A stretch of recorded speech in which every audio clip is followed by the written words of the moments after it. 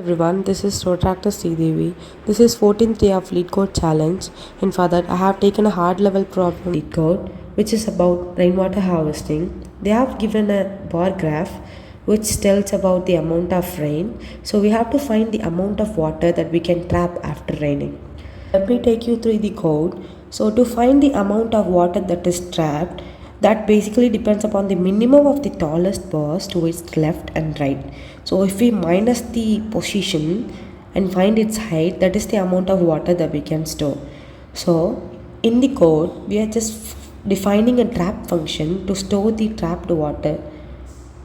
So after that, we are defining pointers as integers, which is left, right, left max, right max, and also water trap. So after that, we are giving a while loop which simply compares between left side and right side. So if the height of the left side is greater than the left max, we'll just keep it. Else if it is lesser, we'll just minus the height of the left side from left max and sum it with water that is trapped, and we'll just keep on incrementing the left side.